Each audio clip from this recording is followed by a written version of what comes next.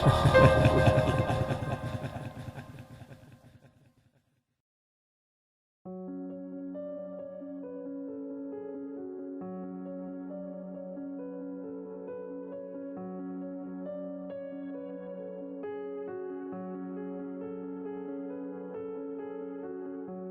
the past 4 years, I've worked as a video editor at a woman's apparel company.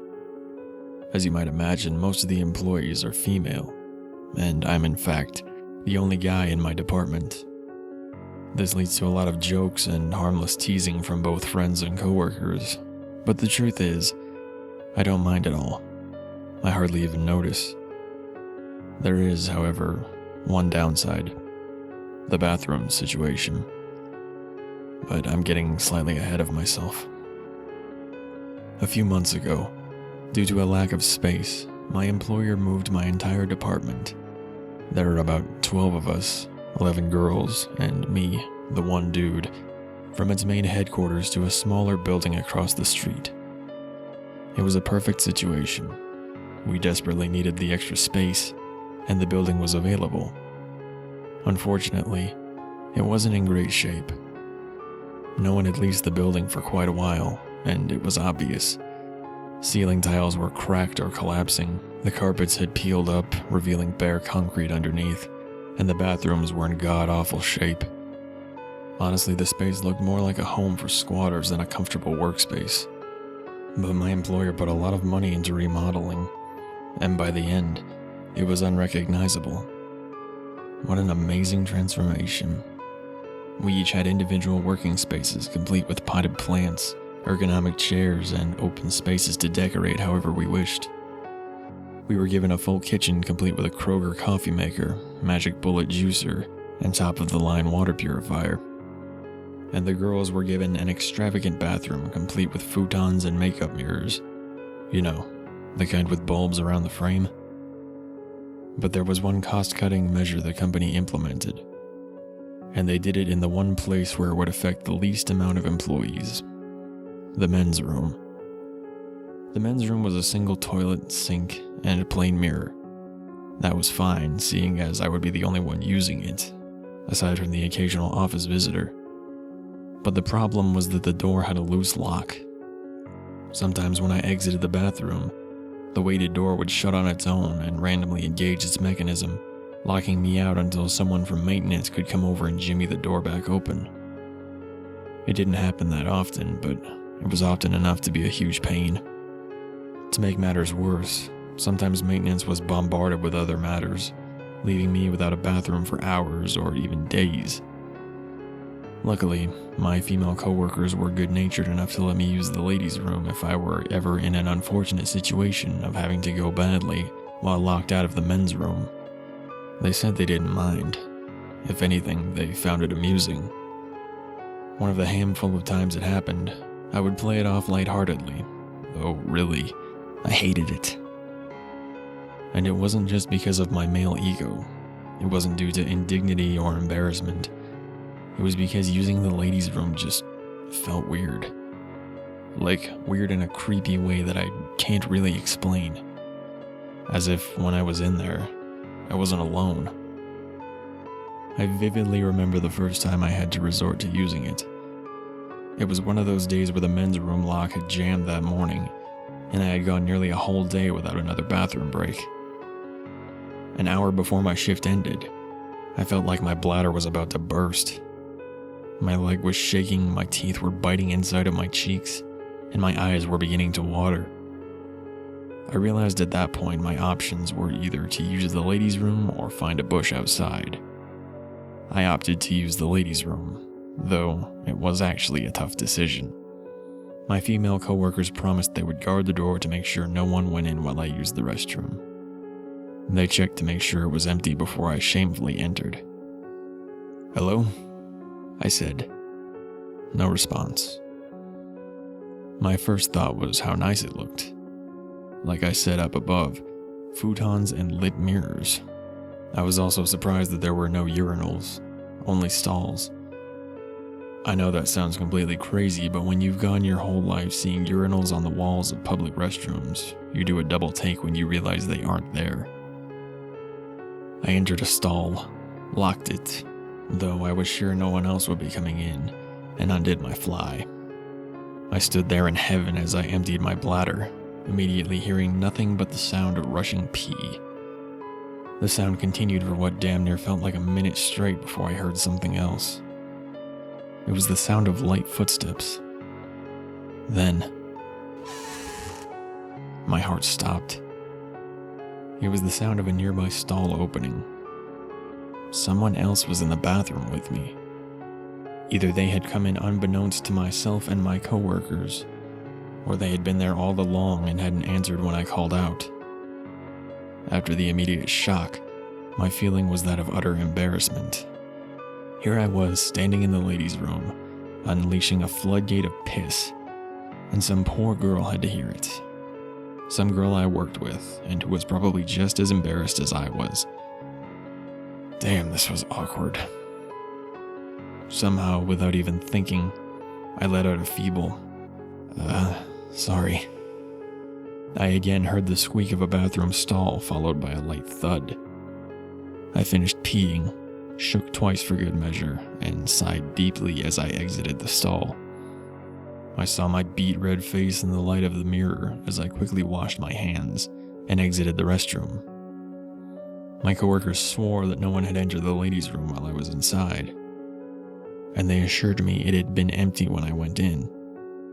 I wasn't sure, but I chalked it up to me hearing things, perhaps water running through the pipes in the wall, and had forgotten about the whole experience shortly thereafter. I only ever had to resort to using the ladies' room once or twice in the months that followed, and each time was a miserable experience. Each time I was on edge, always paranoid, always feeling as though I was invading someone's space. Once, while washing my hands in the sink, I looked up at the mirror and swore I saw movement in the corner of my eye. A quick motion near one of the stall doors, like someone or something quickly ducking out of sight. I couldn't pinpoint where the motion had come from exactly, but I swore at the moment I saw it, I heard that unmistakable sound, followed by a light thud. No wonder women go to the restroom together, I thought. It must help block out all the weird sounds. All in all, using the ladies' restroom was an at best awkward experience. But it wasn't too terrible. Until today. Shit. I seriously just got a cold chill up my spine thinking about it. Today was the last day that I will ever use the ladies' restroom. And I'll make sure none of my coworkers ever use it again either if I can help it. It had been a normal day, if not a hectic day. So much to do. A late lunch, which I worked most of my way through. I didn't eat that much as my stomach had been feeling funny all day. I had a million upcoming deadlines to think about as I left the men's restroom around noonish. It shut.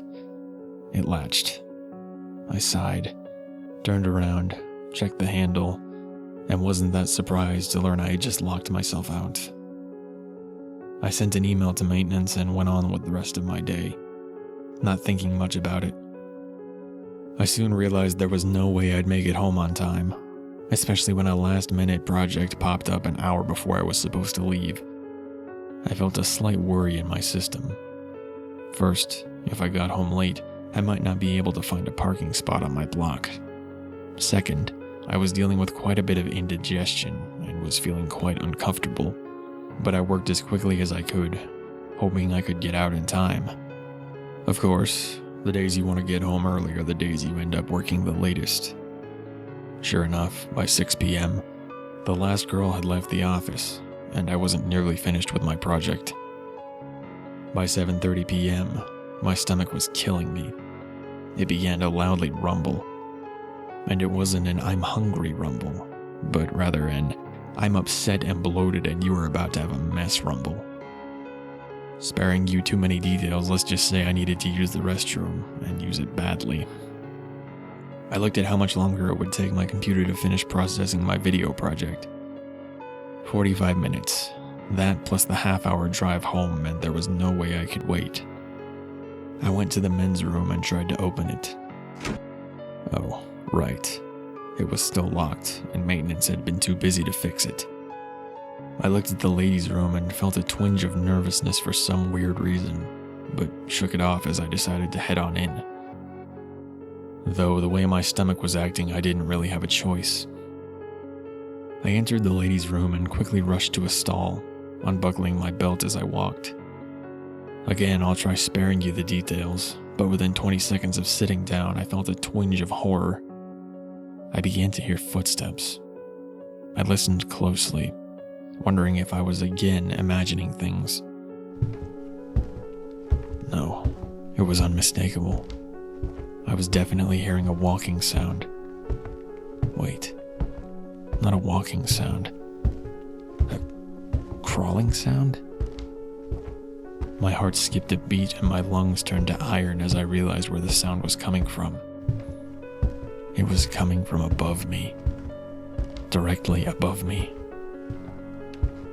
I looked up and the sound disappeared. For a moment, I heard nothing but the heavy ache of my own racing heartbeat. Then, it was at that moment I realized I wasn't hearing a stall opening. It was the sound of a ceiling tile lifting. As the tile directly above me slid open ever so slightly, I know I saw it. My eyes widened and my mouth dropped open as I stared at something that was staring back at me. Inside the ceiling, partially hidden in shadow, I saw an eye. Peeping around, staring right at me for a single instant. Then as quickly as it was there, it was gone. The last thing I remember hearing was the light thud of a ceiling tile dropping into place. What happened next is a complete blur. I don't remember standing or even pulling up my pants. I don't remember grabbing my keys nor exiting the building. I just remember the pounding in my chest. A pounding so hard that my ribs ached as I drove home, replaying the events in my mind. I wondered how the hell I was going to tell my all but one female department what I saw. It was a man's face, but not entirely human.